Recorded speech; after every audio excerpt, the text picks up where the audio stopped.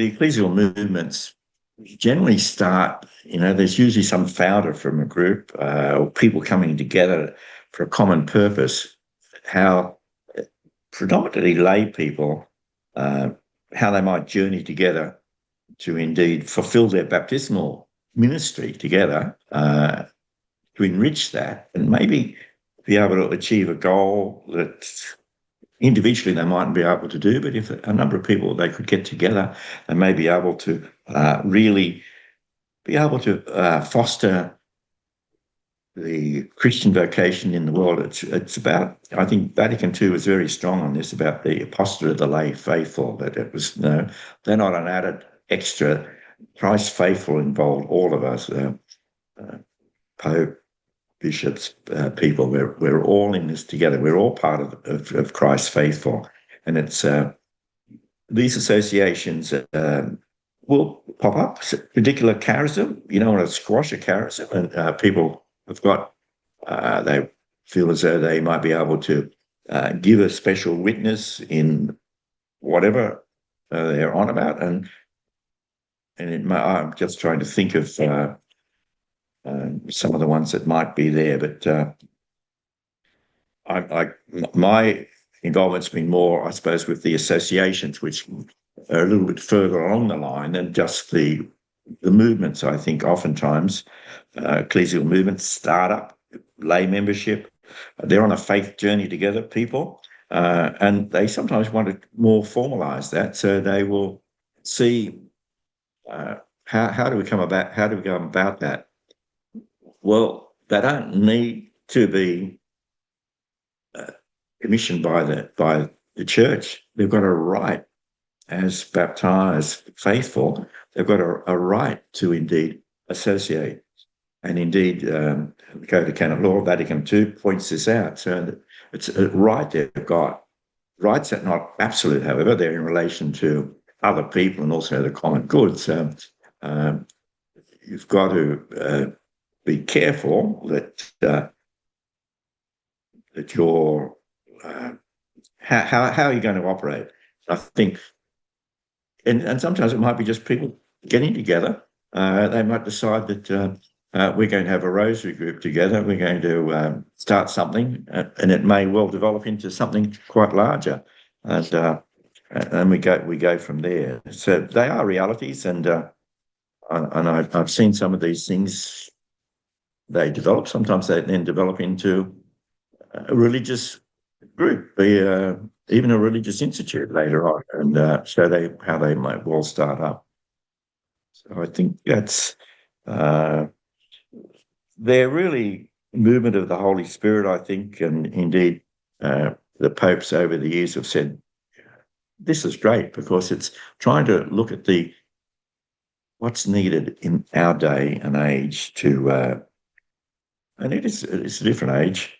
I mean, how are we going to indeed live out our vocation, cooperate in a way that we can actually fulfill that Christian witness to which we're called through our baptism to exercise the mission that we're given, each of us, according to our own particular condition, to actually share the Christian message, share Jesus with other people as we journey together. And I think that together is part of these communities.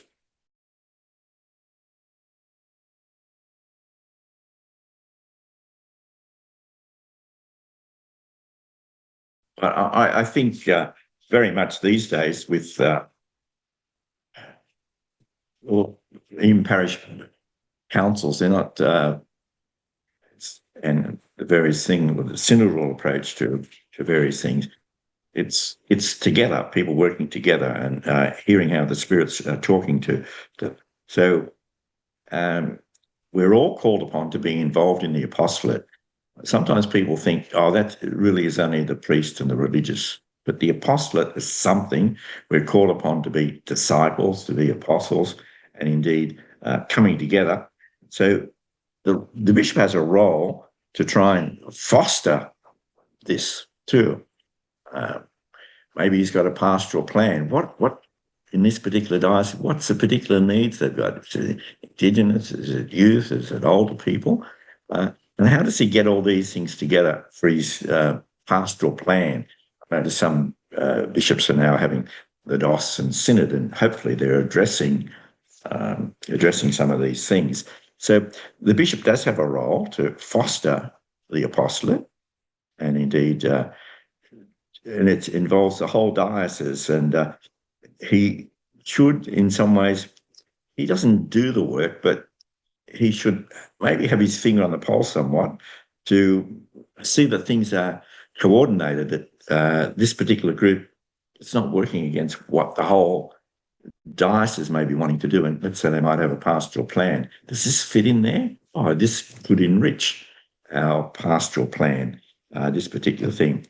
So people have to have the proper talents, and he has to urge people to be part of this. And I think there are different needs in different places and times. I know maybe outlying country areas, the needs can be a little bit different than a city, what you've got there. You may be able to get people together in the local pub in the country town and something going there, but whatever of that. But he does need to maybe, I don't know, I did use the word coordinating at one stage, but as long as that's not seen that he's controlling it, he's directing it, that basically the whole thing, it's the impetus of the laity, mainly the laity in these movements and associations. Some of them, especially in private associations, if it gets more formal where the church just sets something up, that's a different thing. I think there's much more. If it's a public association, there's much more involvement of the bishop in that, the requirements to, how property is held and how, they've got statutes approved by the competent authority, if it's for a parish or is it for a diocese or a deanery or is it for the country. So these things vary depending on how big we're talking about this being read. I think oftentimes these movements would start off in a small way, in a parish perhaps first, and then will develop into a diocese. But the bishop should be encouraging, but he needs to have a little bit of vigilance over it, that they, let's say, in the sacraments and liturgical celebrations, that how are they communicating all this? That is this all proper and that? So it's matter. Doesn't have to do that himself, but he needs to know somebody's working with these people. They're not out there on their own, but rather they're part of the parish or the group that they are. So I think it's important that people aren't isolated in this, that they are supported. I think it's when they're not supported, then sometimes the mutual relationship can break down. So there's a diversity of gifts, and I think we should try and encourage gifts to be used, and that's not always easy, but so it's something that people try and work towards, of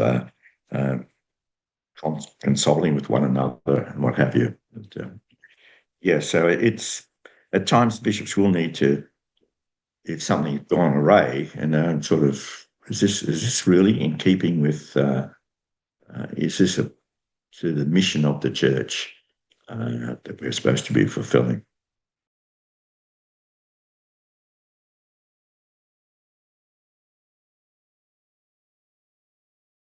So you've got, let's say, a territorial diocese. Now, within that, you've got parishes, and the bishop can, if he feels there can be some joint pastoral activity, he can join people together in what's called deaneries or vicariates forain, but it's for common pastoral activity.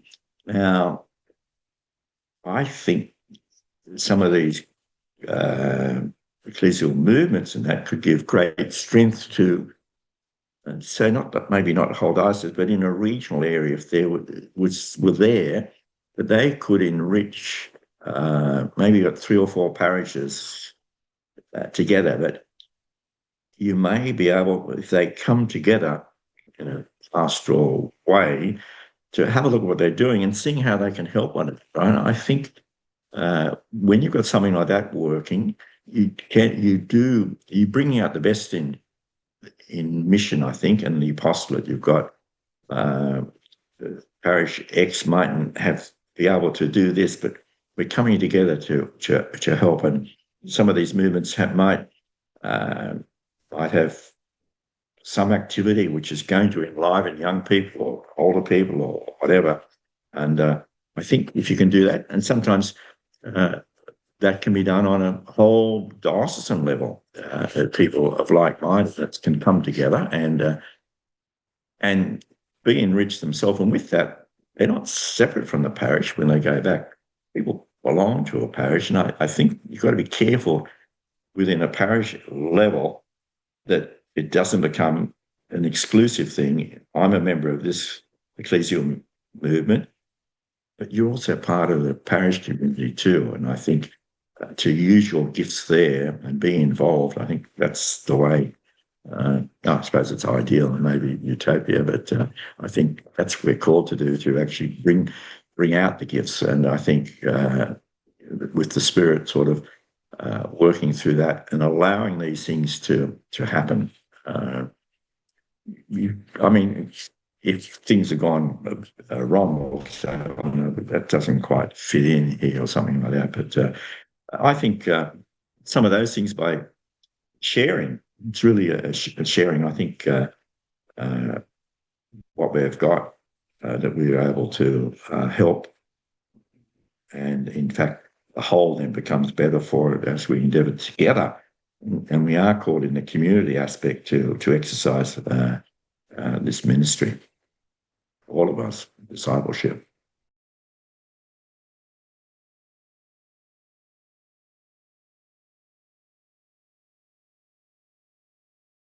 I mean, just gatherings of, let's say, various religious institutes that you might have in your diocese. I mean, bringing them together. I think some of this in Parramatta, we had so many different religious groups, religious institutes, and but we used to, and Bishop Bede started that, and it continued, bringing them together so that in a fellowship thing, prayerful setting somewhat, but also in a social way of getting to know one another. And in fact, I think this integration thing is, it's not, we're not segregated, we're not assimilating it, but we're integrating, we're taking the best. And hopefully when that integration takes place, what you have at the end is better than this isolated group or this segregated group. And I think that's where we miss out sometimes with new arrivals coming. We think they just have to take on board everything we've got already. Whereas I think if we can listen and see what's being offered, I think the integration becomes much richer. And I think if some of these movements and associations would come together and would listen to each other, they may actually go away richer for it. But I think the whole might become enriched with the whole thing too. But it's not an easy thing to do. I think the question of isolation is a danger with some of these groups, that they might think that they are very select and we're special. I think you've got to be careful. If you can contribute, enrich the whole, I think it's much better than. But you need to be able to be engaging at a parish level, at a diocesan level, at a national level on some of these things. And I think a lot of us don't know about some wonderful things that are happening around the place. And I think if we can pick those things up, and that is happening in some parishes and dioceses, I think, where people are seeing, oh, that could help me here, and that will surely we're going to be a better community as a result of that, hearing from somebody else, but also learning from them. And how do you do this? And yeah, so it's more engagement, I suppose.